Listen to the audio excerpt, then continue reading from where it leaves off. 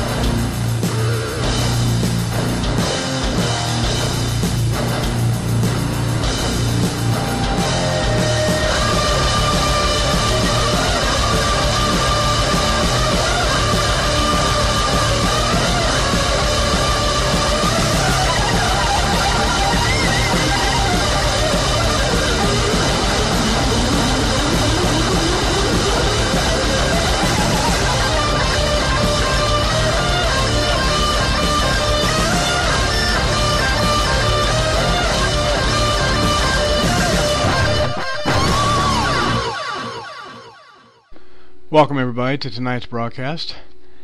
Tonight we're going to go into a little subject of monolithic gold, white powder. There's a lot of speculation, but the reality is this thing is ancient. It's ancient. It's not new. It's ancient. All the awakening, all the spiritual energy, all the knowledge, all the wisdom is all ancient knowledge that's awakening now. You know, you look at the Pleiadians as external source. Well, yeah, but they're technically your higher consciousness. Everything is ancient knowledge. There's nothing new. You're just finally getting in tune to it. So, without further ado, it's about time. But let's go to this interesting story on monolithic gold, and it gives you a little bit of insight. It's a lot of knowledge to take in, but like anything else, do the research yourself. You're responsible for yourself. This is just information for you, because this actually happens. Bread, you can eat the gold. It actually is a powder. So anything is digestible that actually has good nutrients for the body. Don't forget, your body's an organic machine. It's not you. If you think it's you, you're definitely brain dead and lost, and there's nothing anybody can do to help you. This is on you. But reality, let's get to the story of monolithic gold. And as you can see, ancient knowledge coming back to our time.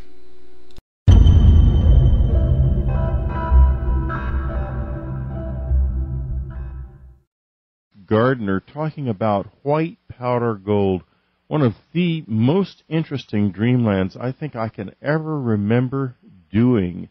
Upcoming in the new year, we've got all kinds of cool stuff happening. John Hogue, our resident prophet, is going to be back with us, and plus he's going to be in the subscriber section talking to you live about your prophecy ideas and your expectations for the new year. And what does he have to prophesy about your life? Join our live chat with John Hogue as soon as it's scheduled in January. We've got so much going at so many different levels. Dreamland is going to be an exciting year ahead, believe you me. I think it's my 9th year doing Dreamland. It's hard to believe that I've been doing it that long because every week it feels like it's just starting for the first time. And that's why I love it so much. I'm just fascinated. The things we've got coming up, a new book on catastrophes that explains what actually happened 13,000 years ago that blew this whole planet into a cocked hat. Amazing work of scientists, and this is not speculation at all. Careful scientists have gone around the world examining the debris. They will tell us exactly what changed our world so profoundly, what maybe brought about the end of Atlantis. Just amazing, amazing stuff. There's the Blue Pearl meditation up on the website. Don't miss that if you're a subscriber to UnknownCountry.com. There's real energy there. And, I always talk about 2012, and I say to people, people say to me, what's going to happen? And I say, well, maybe nothing for most people. But for those who are willing to open their minds, maybe everything. Be willing to open your mind.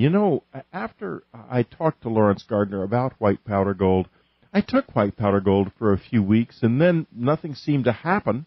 And then a few months after that, a great deal did happen to me, which I've described in my journals and on the show at various times, and it was weird. The only thing about this is there's two things that you've got to realize. First, there's a lot of white powder gold for sale on the Internet. You don't know what it is. You don't know what it is, and they don't know necessarily what it is. Some of them perhaps do. We're going to have Laurence Gardner on again in March. He's got a new book out, and Jim Mars is going to interview him. I'm going to interview him. We're going to have a load of fun. We're going to ask him all the latest about white powder gold. But remember this, any heavy metal that you ingest is dangerous for your kidneys. So don't take a lot of that if you're going to take any of it at all. I mean, I tried it for a couple of weeks, and that was it. I was very, very careful with it, and you should be too. I might add, for you subscribers, that in the subscribers section there is an interview, a special interview for subscribers only, with Barry Carter, who makes white powder gold and discusses it and his research into it and what it may be and what making of it entails. It's really fascinating stuff. So go to the way you get to it is you go to the special interviews section, then click on the special interviews archive, and then search on the word Carter. Barry Carter, I think it's from December, of 2003. It's in there. And folks, those of you who don't subscribe, there's really a wealth of information in that subscriber section.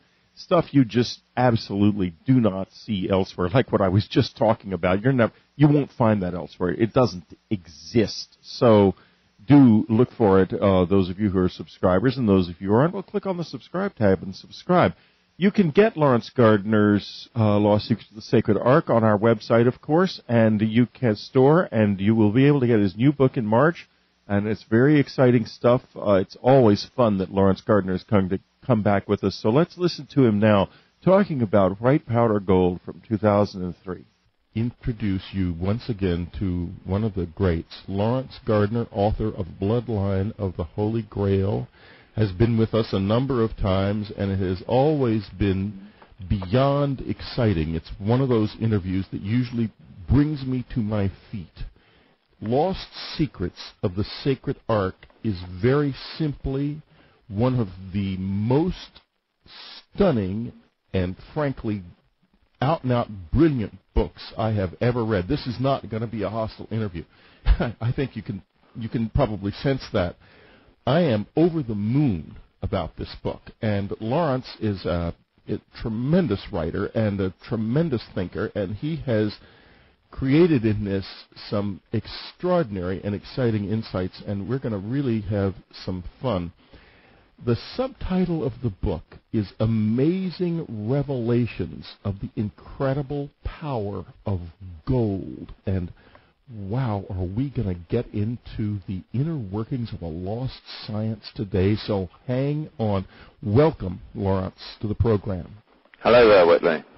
Well, it's so wonderful to have you again. I think that everybody listening to this program knows exactly who Laurence Gardner is. But just in case there are a few of you out there who do not know what this great leader of this community, this loose community of people willing to tempt the edge of thought and exploration, who he is. He is a fellow of the Society of Antiquaries of Scotland. He's a constitutional historian, lecturer. He's a broadcaster, as he will be showing you today. He's distinguished as a Chevalier de Saint-Germain. He is attached to the European Council of Princes as the Jacobite Historiographer Royal. He has been a conservation consultant to the Fine Arts Trade Guild, and his musical work has been performed in London's Royal Opera House. He is a Knight Templar of the Prior of St. Anthony and the Prior of the Sacred Kindred of St. Columba. A most extraordinarily unusual presses, Laurence, also, of course, as well as author of Bloodline of the Holy Grail. He's author of Realm of the Ring Lords and Genesis of the Grail Kings. Now, Laurence, could you tell me a little bit about what some of these titles actually mean? For example, what is the Chevalier de Saint-Germain? What does this mean?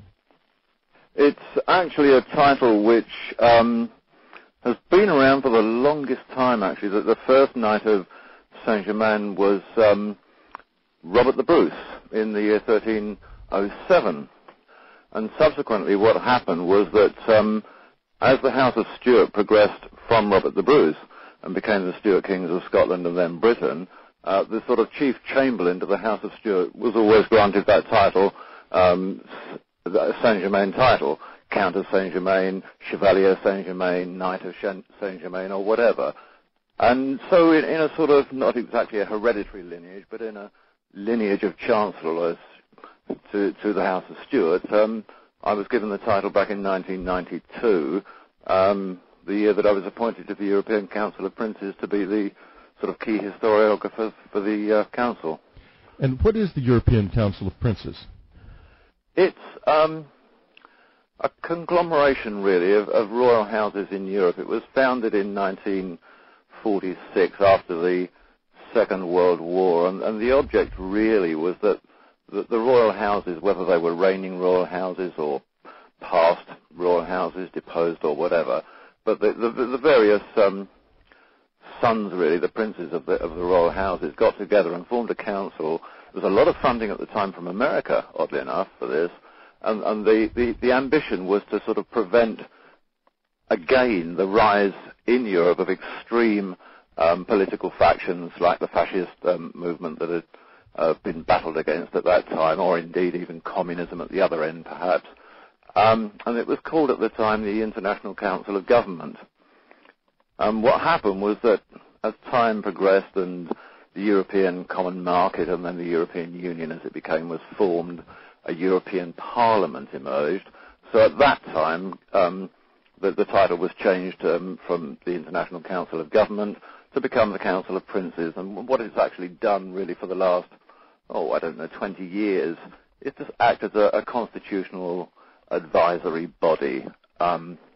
If, for example, the Brussels Parliament issues a dictate to the countries in the European Union, it's the Council that will sit in judgment, really, and sort of look at the various constitutions of the countries involved and go back and say, well, look, you can implement that here, but you can't implement it there because the Constitution doesn't allow you to. So it's an advisory council. I see. Well, in any case, it's absolutely fascinating, and it's a most interesting and unusual preface. I can't resist, and I want to get right to the meat of the book, but a Knight Templar of St. Anthony, what is that? It's very possibly, and I'm not absolutely sure, but it's probably about the oldest order of Knights Templars currently still operating. And it was founded in the time of Mary Queen of Scots, for Mary Queen of Scots. So it's a branch of the Knights Templars that was set up in Scotland, when in fact originally it was set up in France because she was Queen of France for a while before she came to Scotland. And then it became the sort of key Scottish order of Knights Templars in the 1500s. Well, we will be getting, of course, later in the interview very deeply into the whole matter of the Knights Templar, and we will be getting into it with a man who certainly knows his stuff. But let's begin by going back 99 years and many thousands of years at the same time.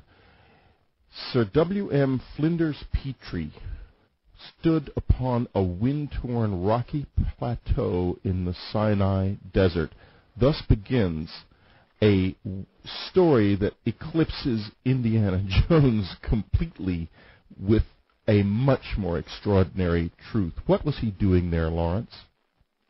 Well, Petrie at that time, at the beginning of the 1900s, was probably Britain's foremost archaeologist. Archaeology was fairly new. There'd only been archaeologists for about 50 years prior to that, and he was the sort of key man of the time. He was primarily an Egyptologist, but as Sinai historically had always been a part of Egypt in olden times, in the times of ancient Egypt, he was selected really by the Egypt Exploration Society, to go out to Sinai, the peninsula that sort of sits alongside the Red Sea.